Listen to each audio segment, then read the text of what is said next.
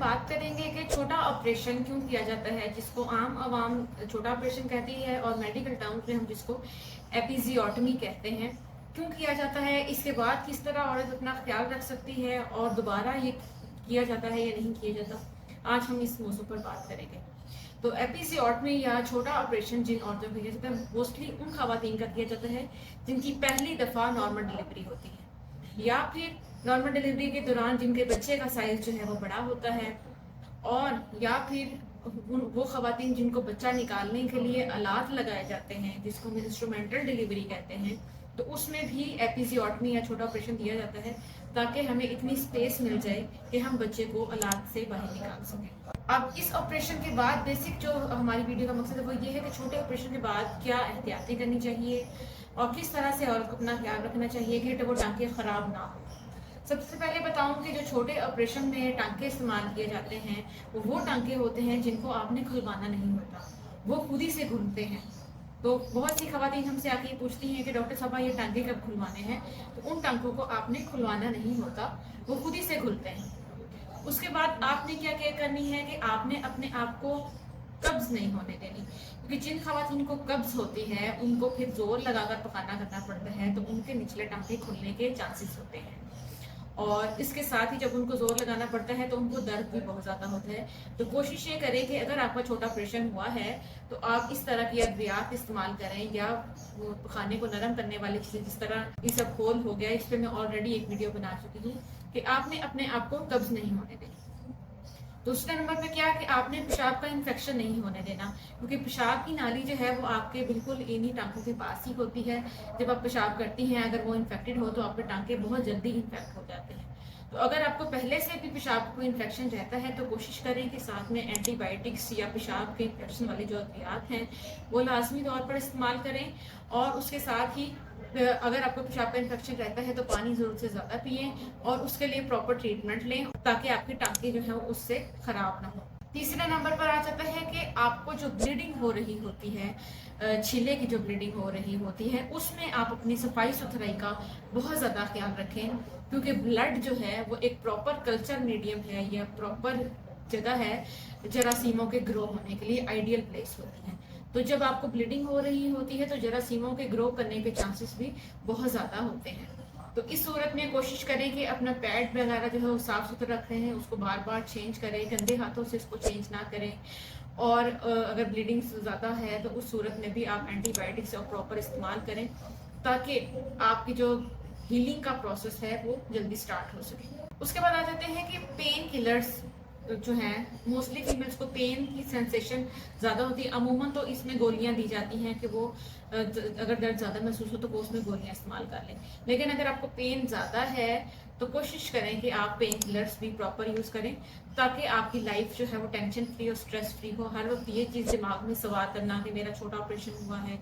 और उस वजह से औरतों की सारी लाइफ की जो एक्टिविटीज़ हैं वो कंप्रोमाइज़ हो जाती हैं। तो इस चीज़ से निकलने के लिए आप प्रॉपर पेन किलर्स यूज़ करें ताकि जब तक जख्म नहीं खुला आपको शदीद दर्द का सामना ना करना पड़े। छठे नंबर पर आ जाते हैं सिट्स बाथ। सिट्स बाथ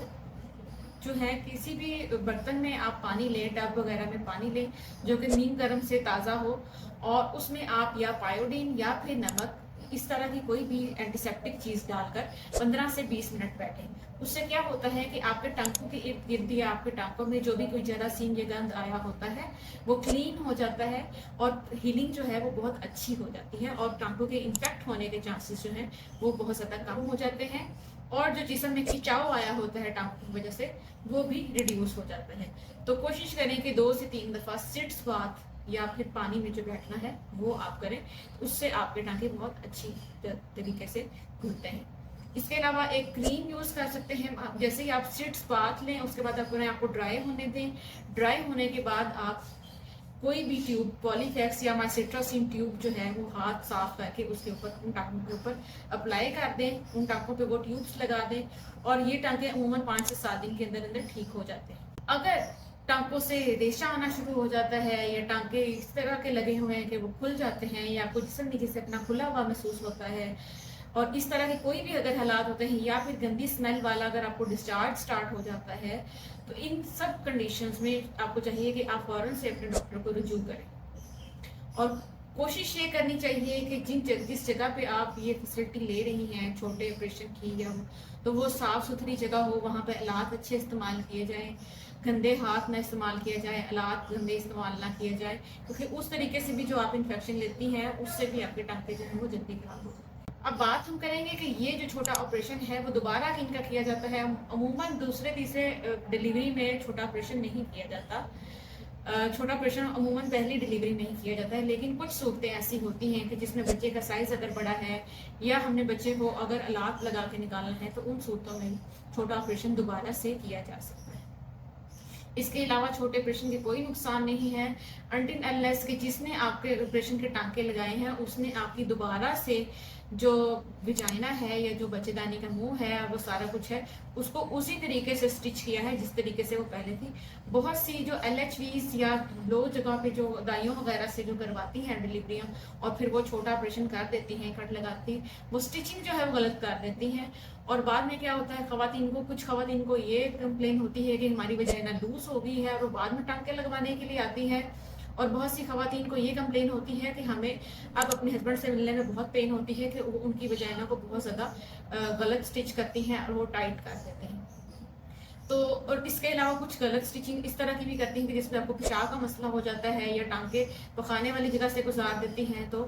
पखाने के मसले हो सकते हैं, फिर चूल्हा जिनको कहते हैं या रेशा या पखाना आपको वजाइना के थ्रू आना शुरू हो जाता है। तो कोशिश करें कि अपनी सेहत के लिए अच्छी जगह चूज़ करें और अपनी सेहत पे पैसा लगाएं। हमारी पाकिस्तानी अवाम का ये डायलेमा है कि हम खाने पीने कपड़े हर चीज़ पे हम पैसा लगाते हैं, लेकिन जहाँ सेहत की बात आती है वहाँ कोशिश की जाती है कि कम से कम पैसे लगें। तो सेहत आपकी अवलीन तरजीह होनी चाहिए। कोशिश करें कि अपने आप को अनट्रेंड लोगों के हाथों में ना दें ताकि दोबारा आपको कोई मसला देखने को दरपेश ना हो। इसके साथ ही हमारा आज का सेशन कंप्लीट होता है। मज़ीद मालूमात के लिए आप कमेंट बॉक्स में कमेंट कर सकती हैं। अल्लाह हाफ़िज़।